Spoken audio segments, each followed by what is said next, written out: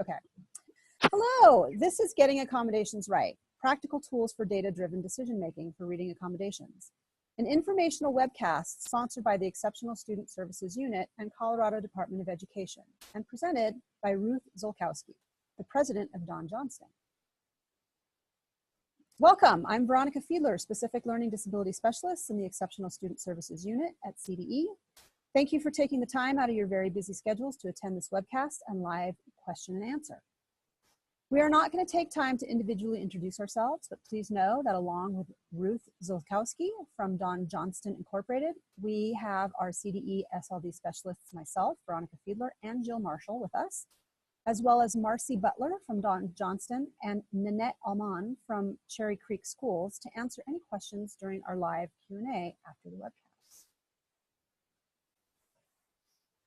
This 75-minute webcast will include a Colorado Department of Education introduction, benefits, features, and administration of the Universal Protocol for Accommodations in Reading, also known as uPAR, an automated tool that supports making decisions about reading accommodations, as well as the Protocol for Accommodation in Reading, the PAR, original, free, paper and pencil version of the uPAR. We will also hear a district story of uPAR implementation and impact, and we will end with a question and answer period. The Colorado Department of Education's vision that all students in Colorado become educated and productive citizens capable of succeeding in society, the workforce, and life is supported through our mission to ensure that all students are prepared for success post-high school by providing excellent leadership, service, and support to school districts, schools, and communities across the state. Our CDE goals are every student, every step of the way. Every student starts strong with a solid foundation in grades preschool through third grade. Every student reads at grade level by the end of third grade. Every student meets or exceeds standards, and every student graduates ready for college and career. And now I will turn it over to Ruth, our representative from Don Johnston. Well, welcome everyone. I'm Ruth Zolkowski, president of Don Johnston, and I'm really excited for this opportunity to share information about PAR and uPAR and talk most importantly about getting accommodations right and using data to drive your decision making. Why is it so important to get accommodations right? Well, we know accommodations help provide the least restrictive environment. We've been working so hard to move our students out of specialized placements. We've been making a lot of progress towards supporting them in class. A lot of those supports have been traditionally more people-based. So human read alouds, co-teaching, modified assignments, resource classrooms. But what we really want is our students to be college and career ready. And so we really need to start moving our students to more in-class supports using technologies and supports that allow them the most independence. I use this graph to think about accommodations and where they fit in. So for many of our students, we see their reading scores represented by the red line. And a lot of our students, all of a sudden, they make progress, but their progress starts to slow, or their progress doesn't keep up with their grade level. So then we work on our interventions. And while for some students, intervention's all they need and they get to grade level and we're excited and celebrate that, there's still a group of students that even with intervention and even with ongoing progress with their intervention, that reading ability still doesn't keep up with their grade. And so a gap starts to exist. And we see that gap starting as early as elementary school, but the gap often grows very large when the students get to middle school and high school. And for that gap, what we do is we provide accommodations. And that's what our goal is, to get students to grade level using accommodations so that they have that same rigor as their peers. Keep in mind, accommodations can be up to about 210 minutes of the day. So that's while the students are in their science and their social studies classes, everything outside of intervention, we want to provide those students that grade level material and grade level access so they have the chance to achieve like their peers. The problem comes in that the research is showing us, in terms of accommodation decision-making, that without a diagnostic process, teachers are no better than chance at determining if a student needs a reading accommodation. And that comes from Hellwig and Tyndall, but there's lots of different research that supports this. So that's kind of sad to think about. We think we're making very purposeful decisions, but in general, the research is saying we might as well almost just flip a coin. That's about as good as we've been in making those decisions. Going deeper in the research, why that is because we make decisions based on a lot of qualitative features, such as, or qualitative decision making, such as, is that accommodation allowable on a standardized test? Or here's a list of accommodations we traditionally provide our students, and we just check off the ones that we want and we think would work. Or even the research will talk about the teachers will often make decisions about accommodations that they're comfortable providing. So that's why we have a lot of students with human read aloud accommodations, because that seems pretty easy to do, versus using assistive technology as the reading accommodation, because that means teachers have to learn technology or manage other tech issues, such as where's my computers and that type of thing. Fuchs and Fuchs in 2001 suggest a data-driven process based on three rationales. One is inadequate research base to guide decision-making. Two, the heterogeneity of the LD population. And I think we can say that about the entire special ed population. We know that every student, while they might have a certain diagnosis, that what their educational needs are very different. And then problems with teacher subjective judgment, which we just talked about. In addition to the decision-making process for the teachers and the IEP team, we find that students also are no more accurate than teachers in their perceptions of the actual or potential impact of an accommodation on their test performance. And I think that goes even beyond test performance into just daily instructional use. So think about a middle schooler who's sitting in an IEP meeting as part of the team, and we talk about having, a human read their materials to them. Most students are going to make that decision whether they want that accommodation based on a lot of social emotional issues, such as, ooh, that means I'm pulled out of class, or that's kind of embarrassing to have an adult read to me. And so they're making those decisions purely on social emotional issues versus having some data to help them understand what a read aloud accommodation could actually provide for them. So that's why we wanted to move towards a more data-driven decision-making process. And we worked with a brilliant professional, Dr. Denise DeCoste, and her colleague, Linda Wilson-Bastiani, who were AT professionals in Montgomery County Schools. Years ago, Denise was the leader of the Hyatt team, which was the high incidence assistive technology team. And their approach, they had a small team to address lots and lots of students in Montgomery County Public Schools. So their team at the Hyatt was looking at tools that they could support teachers, professional development, and then tools that would help anyone on the IEP team or on the educational team make decisions for their students without requiring the expertise of an assistive technology professional. And that's where PAR, Protocol for Accommodations in Reading, what you see on the right, was born. They worked on this process, they refined it over many, many students, and we helped them publish that by providing reading passages at different grade levels and providing all the supports that they needed to develop that process. We had such great feedback about using a data-driven process and the PAR process that teachers found they wanted to get to more students and develop a more capacity building process and be more proactive with their students. So we looked at PAR and said this is a great use of technology to automate that process for you. And that's where uPAR was born. And uPAR stands for Universal Protocol for Accommodations in Reading, which is a group administered process. And we'll talk about the differences. For the purpose of this next part, we're going to be showing screenshots and data from uPAR, but again, they're very parallel processes, and we'll talk about the differences afterwards. So let's just understand what this protocol does for, means and what it is. So first and foremost, PAR or uPAR, or the Protocol for Accommodations in Reading, is a screening process.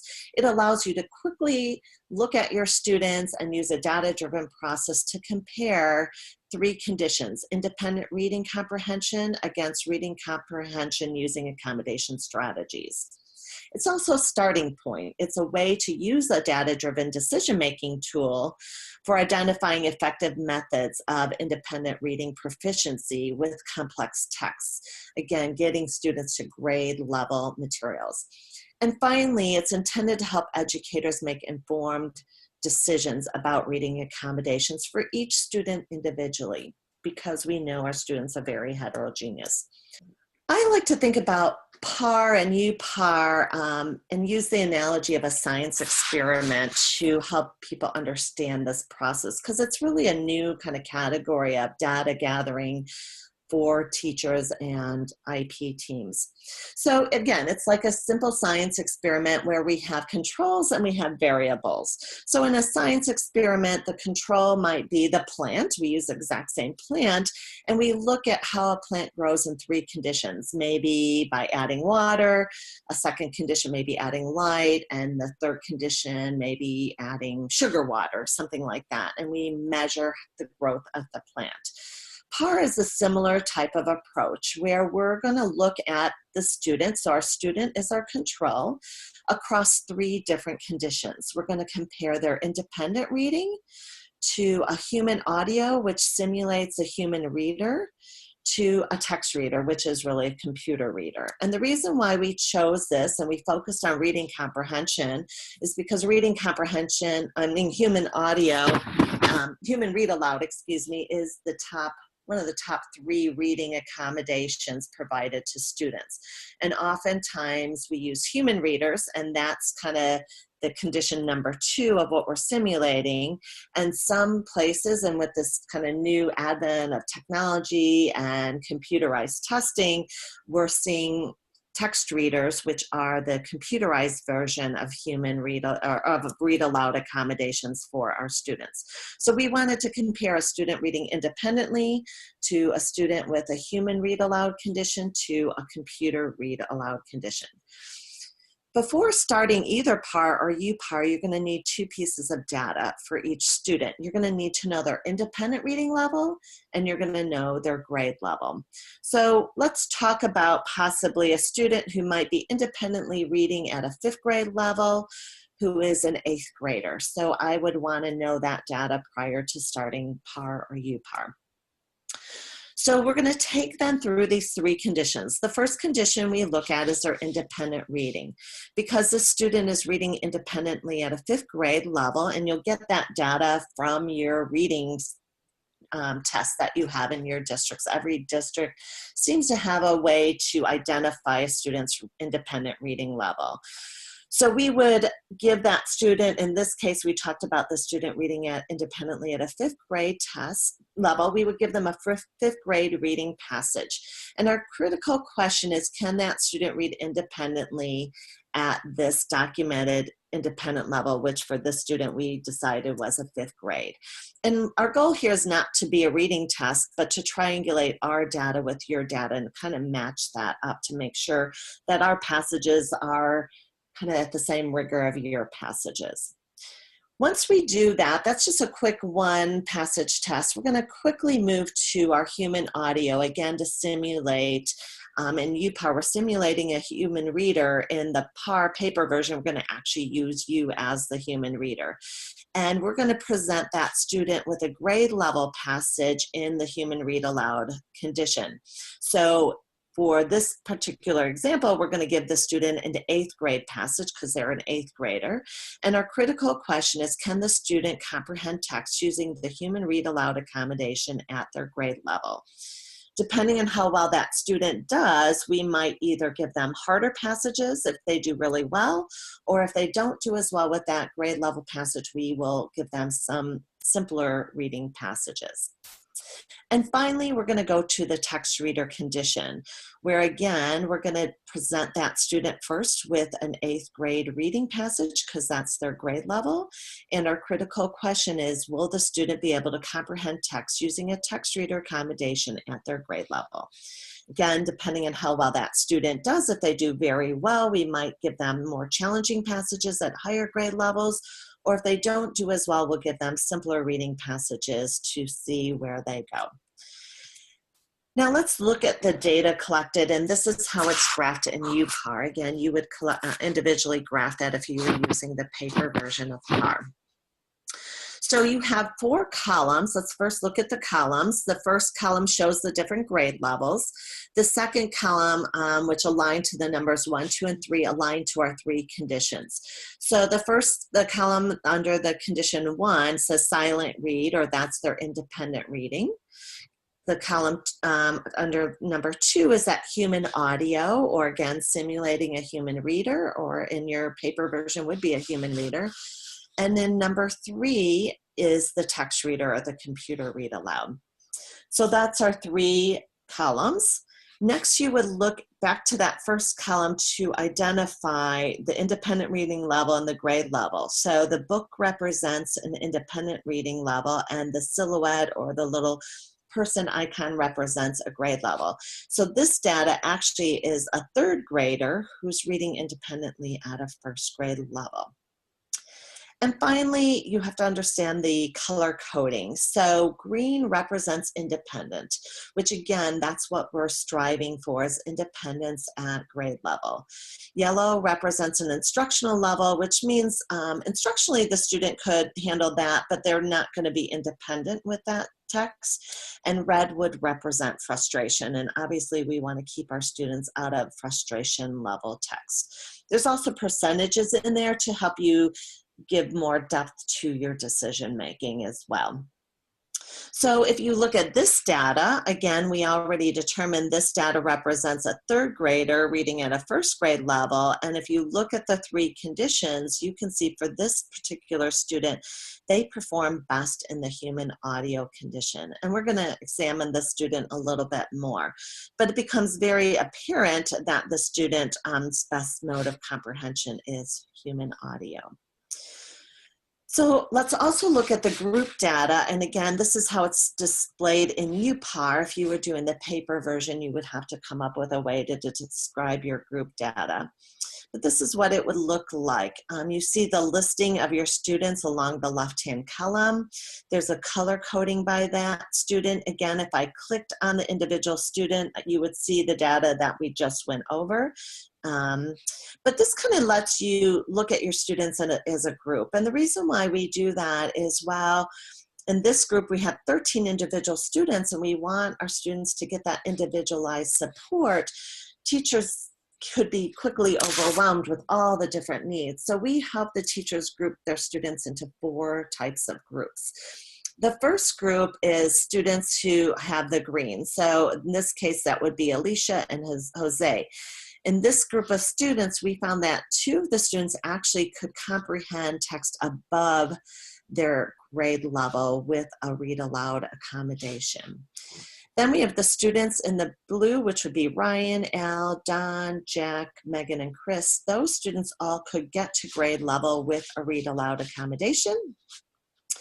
We have 3 students who do better than their independent reading level, but still aren't quite to grade level. So let's think about maybe our first situation where we had an 8th grader reading at a 5th grade level. Maybe they could get up to a 7th grade level with their read aloud accommodation.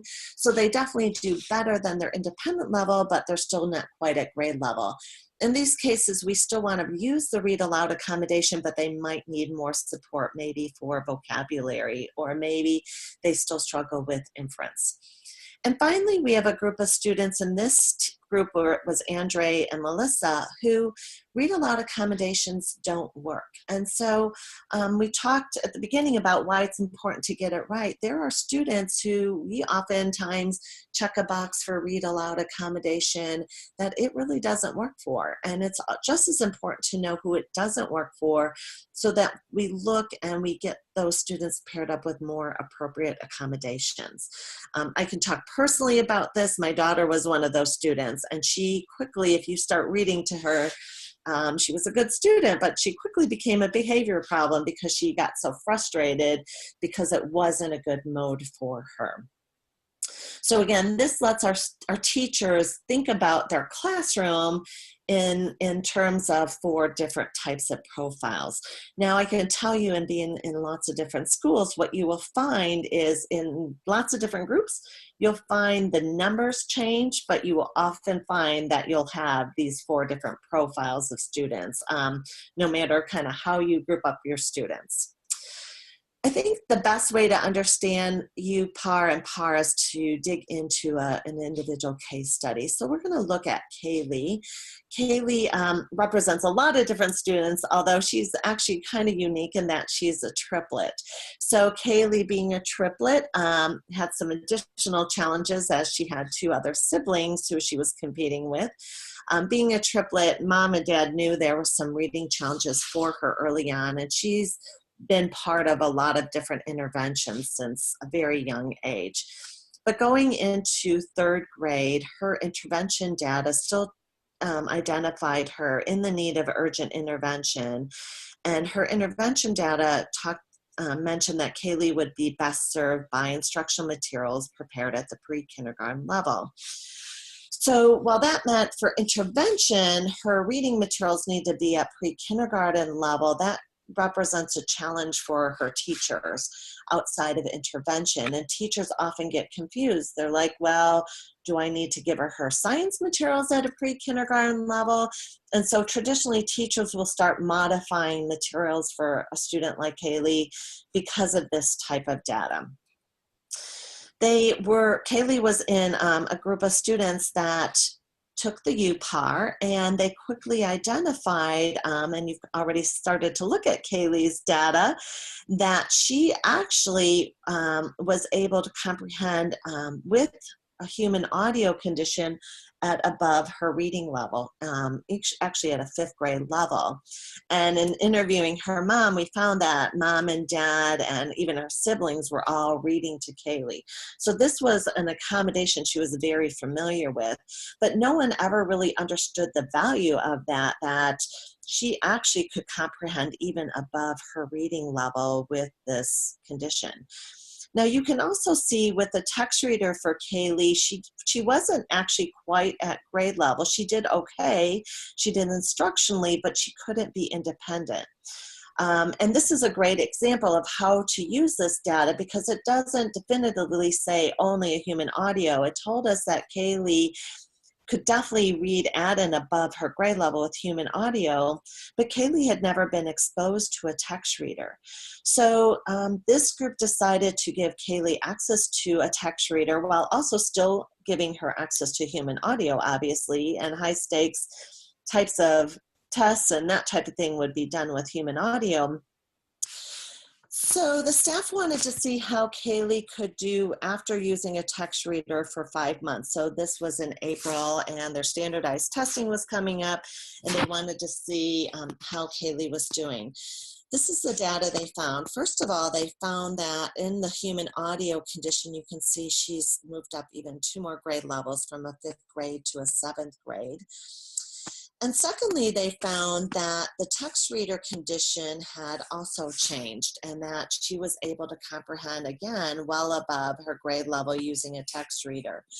I think this is really important information because oftentimes we will try a student with a text reader and they will tell us they don't like it or it doesn't work.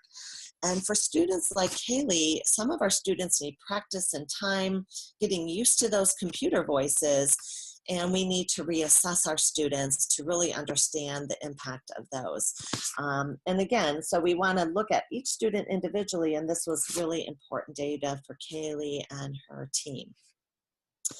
I think the best way to also understand Kaylee is to hear a video of the different perspectives from Kaylee to her parents and her teachers. So let's listen to Kaylee's story through the people most closely related to Kaylee.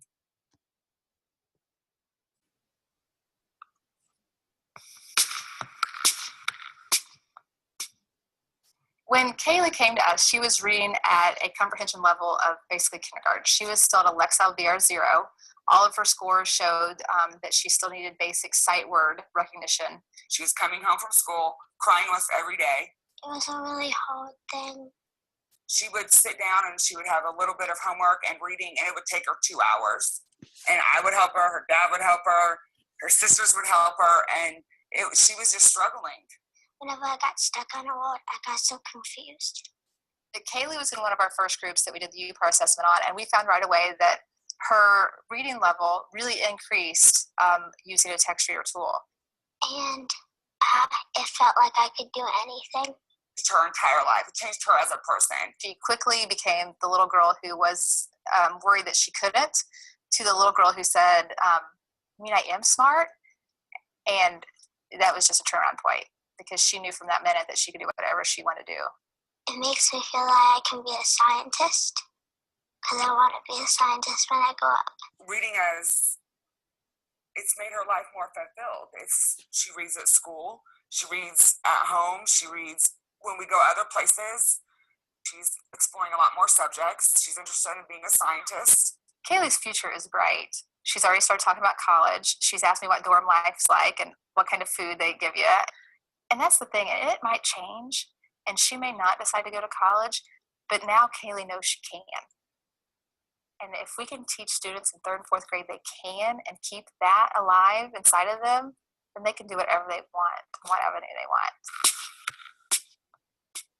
So just summarizing Kaylee's story, I think what we saw with uPAR was it was a quick way for the teachers to screen and find that Kaylee had this potential.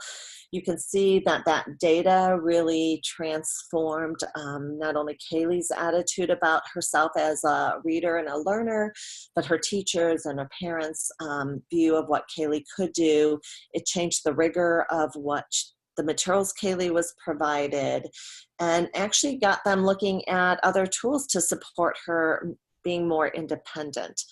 With these tools, we highly recommend that you're going through that data. We talk about data walks, that your teachers should be doing a data walk through all the data. And with the students, we also talk about having what we call student data talks, where the students are presented that data and we talk about that. And that goes back to that research of helping students making good decisions about their accommodations, understanding the potential of their performance using their accommodations. The next thing we want to do is talk about the differences between PAR and uPAR. So there's lots of subtle differences. And again, in both cases, they're going to provide you data to make decisions. PAR is very much a one student at a time, one professional, one student, where uPAR is a group administered tool. And we'll talk a little bit more of why that's different. Other big differences: PAR is free, and I say free in quotes because it's free in terms of the tool. You can get that at donjohnston.com/PAR, and you'll download that. You will have to print lots of pages. I believe it's probably 50 plus pages, and you'll want a binder for that, and you'll need time to train your teachers and train your staff. uPAR is fee-based. You could purchase that as a seat. That would be per individual student, as a site that would be by buildings, or as a district. And we can talk later about pricing, but basically it's a cloud-based approach. And so data is up in the cloud, and that's why we have to charge you for that. Other kind of differences, like I said, PAR is administered one student at a time. It takes about one class period per student. uPAR is group administered, and again, it would take you one class period for many students, 20, 30, it depends on kind of how many students you put in a lab. With PAR, you will definitely need to train your team, whether you're, somebody on your IEP team, whether it's the classroom teacher, an AT professional. Again, it was meant for anybody, but you'll definitely need to train them on how to administer the tool, and they'll have to probably practice with that with some students. Where uPAR, really, there's no training needed because we do the administration. You really just, in both situations, need to train teachers how to use the data.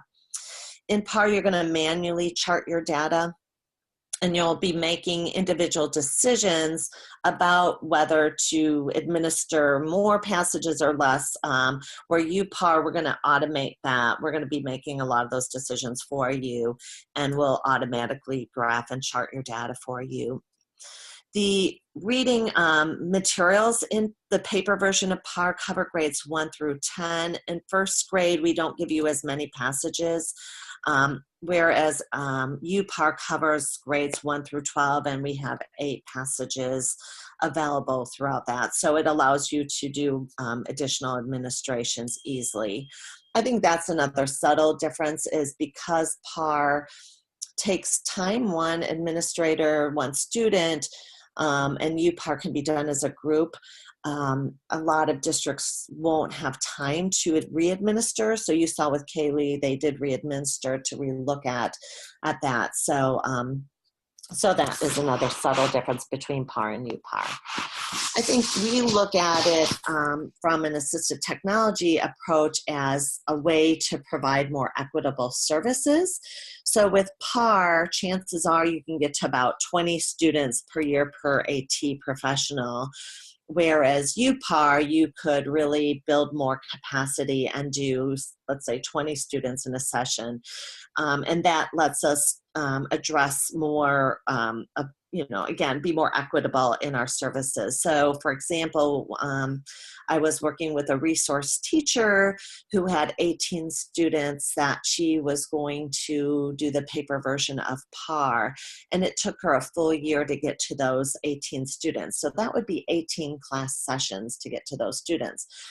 When uPAR came out, she adopted uPAR and started her year out and took one class period and had the data on all of her students in one class period. And she was able to look at all her resource students instead of just the 18 she had.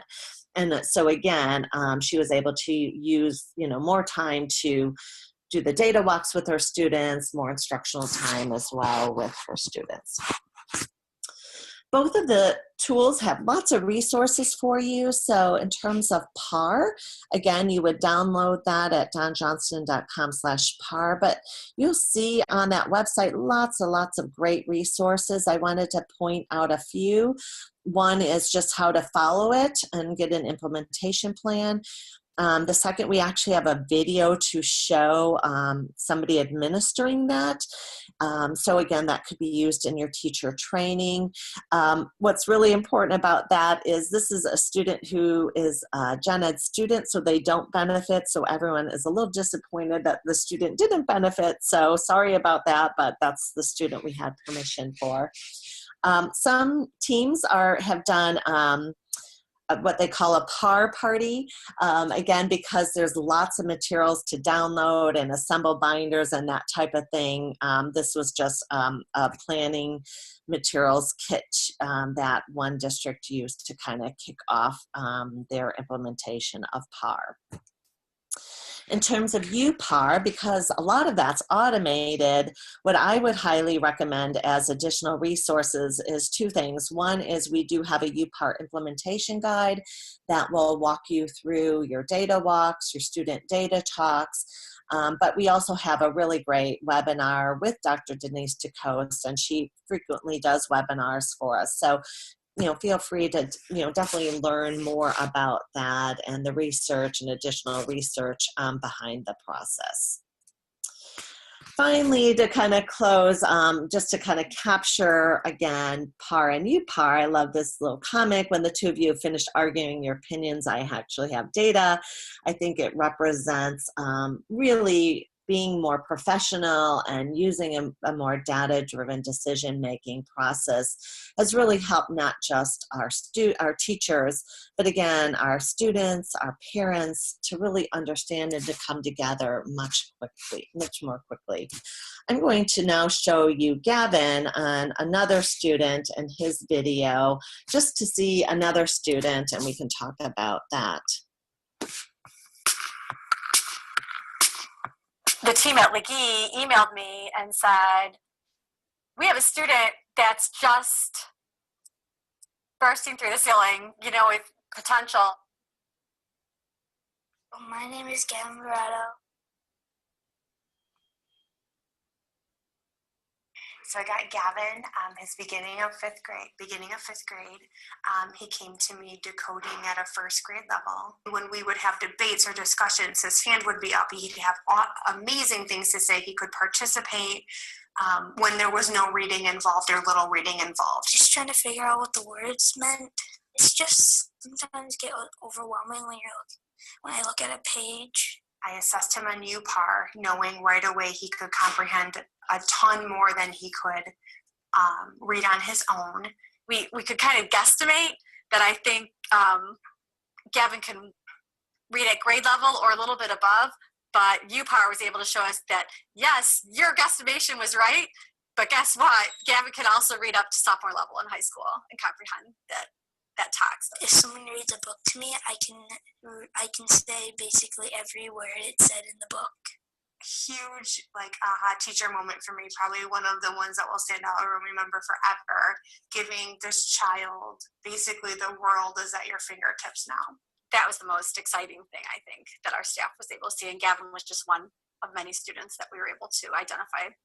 I can't actually wait because he's one of those kiddos I want to keep tabs on and keep a close eye on, and he will probably cure cancer or send a rocket to space or... Don't give up on it. Just give it a chance.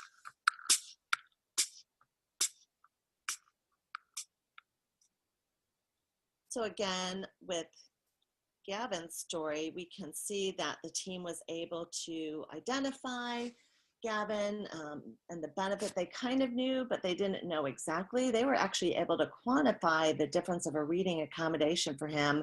So again, he could read independently at first grade level, but he could comprehend at a sophomore level. That's a 9 grade level difference. And so having that kind of data really helps people and students redefine themselves. I wanted to also end with some brand new research that came out last year, because once we identify students who could benefit from Read Aloud, oftentimes we will use a human reader, but again, we are trying to move students more towards text-to-speech so they have that full independence. Oftentimes with human read alouds or text-to-speech, you might run into people's assumptions about this is cheating, or maybe it will hold that student back in terms of their abilities to read independently. I can tell you Kaylee's story goes on to show that she's actually, her independent reading has grown since she started using a text reader. And last year in 2017, a very important meta-analysis was published looking at the benefits of text-to-speech, and the executive summary is saying that taken together, this suggests that text-to-speech technologies may assist students with reading comprehension. I think this is really important research that's just coming out. So while people's assumptions are often that too much of an accommodation might hurt a student, there's actually brand new research out showing that students possibly could benefit. And again, we know each student's very heterogeneous, so chances are not every student will benefit, but even if we could quickly find those students and be more data-driven and find students not only benefit with grade level materials, but they have additional remedial impact, that means our text-to-speech for some students could be an all-day long intervention. So with that, I want to just close and thank you for this time. We know we are very I'm grateful for this opportunity to share this information. We know you'll probably need additional information. You can always visit us at donjohnston.com. And today, Marcy Butler will be with you, but you have both of our emails. You can ask at info.donjohnston.com or email either of us directly. Thank you. Next, Nanette Alman will give us some information about how Cherry Creek Schools has implemented the uPAR and the impacts that it has had on their students. I'd like to share with you the Accessible Text Implementation Project within the Cherry Creek School District in Colorado. This project focuses on making text accessible for students with reading learning disabilities. It's important for all students to be able to access and interact with grade level content. Federal and state law recognizes this, and since 2006, publishers have been required to provide published material in an accessible format for students with print disability. There's three important elements to remember when thinking about access. We need to think about the technology. So in this picture, that would be represented by the wheelchair. So without it, this individual is unable to independently get around. So we think about that in terms of reading and technology for students with reading learning disabilities. The second element is skill development. So in this picture, he has to learn how to navigate the wheelchair. And without it, somebody else has to push him around. So we need to teach the skill development related to technology to our students. The third is what the landscape and how accessible the landscape is. There needs to be a ramp or a lift in this picture in order for this individual to gain access to the upper levels. Again, the same thing with students with reading learning disabilities. We need to create accessible learning environments. Without it, there really are destinations or content that our students might not be able to access. Our accessible text implementation project is district-wide in almost all of our high schools, most of our middle schools, and half of the elementary schools. The outcomes for teachers that have participated in this project have included developing deeper understandings of how students comprehend reading. It has led to much more meaningful conversations between staff across different staff that support students in different ways, special education, general education, as well as more meaningful conversations with parents regarding specific learning needs of individual students. It's validated the raised expectations of students, and it's really changed student-teacher relationships. Teachers have also learned how to become stronger advocates for students, and it started to create a bridge with general education, gifted teachers, special education teachers, English as a second language teachers, and so forth. The outcomes for students have included students really gaining a much greater level of confidence and advocating for their specific learning needs. Students have also shown gains in eye reading. In addition to that, they've shown a higher level of willingness to read independently. It's built classroom communities and leadership opportunities, and students have taken on more leadership roles, and students have begun to develop an awareness of their reading strengths and weaknesses and understanding themselves better as a reader. The Accessible Text Implementation Project has several elements to it. The first is that we introduce the purpose of this project with the students. We use the uPAR assessment to assess students. We have a data talk with the students where we discuss the results with them and they set goals. And then we train our students and our learning disabilities teachers on 4 technologies that we use in our district to accommodate challenges in the area of reading. We provide ongoing support, and then we reassess at the end of the year using the uPAR assessment again. So we start off by introducing the purpose of ATIP. And we introduce it by talking about different modes of reading with students and introducing them to that concept of eye reading, eye and ear reading, and finger reading.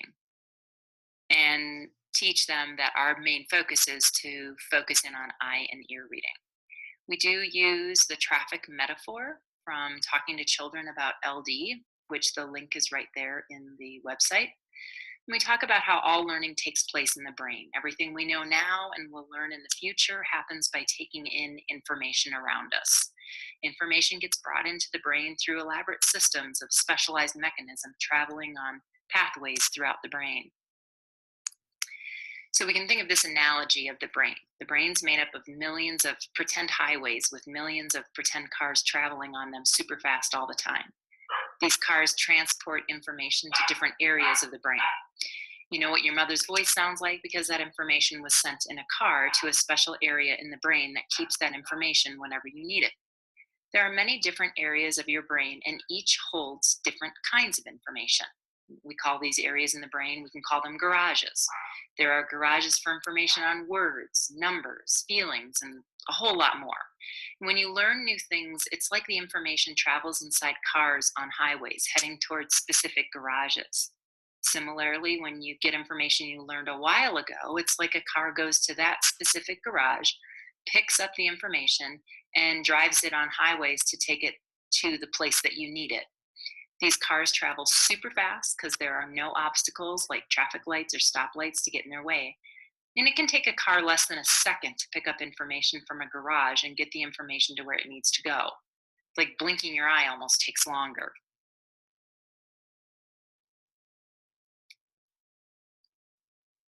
When you have a reading learning disability, some of the highways in your brain have traffic jams. Not all of the highways in your brain have traffic jams, just the ones that are affected by your learning disability. So when cars sit in traffic jams, no one knows how long it will take them to get to their final destination, that garage, quote unquote. Sometimes it can be a quick traffic jam, and sometimes you sit there and it can feel like it's forever. If you're someone with a learning disability, having a traffic jam on your highways to reading, writing, or math, a math garage can feel really frustrating. Think about the last time you were stuck in a real traffic jam. Maybe you were on your way to school or soccer practice or a friend's home. Was it fun to sit in traffic? Were you frustrated, angry, bored, annoyed, tired, or you just didn't care? You probably got to where you needed to go, but it just took too long. Traffic jams can cause a lot of problems. When you have a reading learning disability, trying to sound out letters on a page can take a long time. That's because there's a traffic jam going to the reading garage where the words are stored. And the cars move very slowly. Sometimes you might confuse sounds for some letters, and you might make up sounds, or you might give up because you're either embarrassed or too tired to continue. The good news is that there are ways that special teachers or tutors can teach you to make learning easier. And I call these ways using side roads. Using side roads to help your cars get to where they need to go faster. The thing to remember, though, is that these side roads can sometimes be unpredictable, and sometimes they get to where they need to go super fast. And sometimes they take a little bit longer because of some obstacles like traffic lights or stop signs or children riding their bicycles. But taking a side road is always faster than getting stuck in a traffic jam. And using a side road over and over again means that the tasks that were once hard, like spelling, get much easier. So all the parts you need to be smart are in your brain. Nothing's missing and nothing's broken. The differences between your brain and one that doesn't have a learning disability is that your brain gets traffic jams on certain highways. And that means it takes some of your cars longer to travel to some of your information garages, but you can get there. So we spend time talking to students about that so they develop an understanding and understand the purpose behind ATIP. Then we assess students using the uPAR assessment. Again, it's not a reading test. It's really measuring the effectiveness of reading accommodations. So as teachers, we can really reflect on the group data that we receive as well as the individual student data that we receive. And there are big instructional implications as well as looking at making thoughtful decisions around accommodations. We have a data talk with our students where after the students take the uPAR, they use a scale, a Likert scale that you see on the top of the student data sheet, and they rate how they feel about when they're eye reading and when they get to eye and ear read with a human voice, and also when they get to eye and ear read with a computer voice, and then they choose their preferred method. After everyone has completed the assessment, then their data is placed in their data sheet, and each student individually reviews their data. Oops, let me just back up a little bit here. The students then go through talking about, based on their data, what was their best method, how does that compare to what they preferred, what they said they preferred. Sometimes those are the same, sometimes those are different. And then based on their data, when are times where eye reading is an appropriate choice to make, and when is it appropriate to do eye and ear reading with a human voice and with a computer voice. So kids start to learn how to make decisions and thoughtful decisions based on their data. And then they set a goal of, when they are reassessed using the uPAR at the end of the year, what changes do they want to see in their data, and what goals do they have? Then we train our students alongside our LD teachers on 4 technologies that we use in the district. And then we provide ongoing support, and we reassess using the uPAR at the end of the year. And then we compare that data. So you'll see secondary student data on the left, some samples of elementary student data on the right, and you'll see the before and after. Some are just a few months, some are a full year. But being able to really have conversations around that and looking at that data and the impact of teaching students how to use the tools, and have conversations about when the data shows improvement and when the data shows just kind of maintaining, and also when the data shows regression or no growth. Lessons that we've learned doing this project over the last few years is that there's more to achievement for students with dyslexia than merely overcoming decoding issues. We need to have honest conversations with students about recognizing and understanding what dyslexia is. Hope for success with print after a history of failure. That's that ability of having a growth mindset. Some students have struggled with reading for so many years that they have gotten to a point where they kind of want to give up. And so creating that hope for success, organization, task planning, some of those executive functions, and then the cognitive skills of comprehension. And so being able to really understand how to comprehend text, just providing it to them in a digital format with speech or auditory support may not be enough of an accommodation. It is definitely, this data from the uPAR and this project, Teaching the Technologies, has really opened our eyes to the kinds of comprehension intervention that needs to be provided to explicitly teach comprehension to students. And then migrating to general education can be a challenge, and it's addressed more at building to building and teacher by teacher level. But in summary, what's needed for implementation is direct access to groups of students as part of a reading support class with a special ed teacher present. The uPAR assessment, we do have subscriptions to different applications that we use within the district. The implementation support, classroom text material must be available to students in an electronic format. And then the technology must also be available to students when needed. But the uPAR has been a big part of this project in being able to make the data concrete for students as well as teachers and parents. And I'm just going to leave you with a few slides of direct quotes from students this year that have been part of the ATIP project and have learned how to use the different technologies.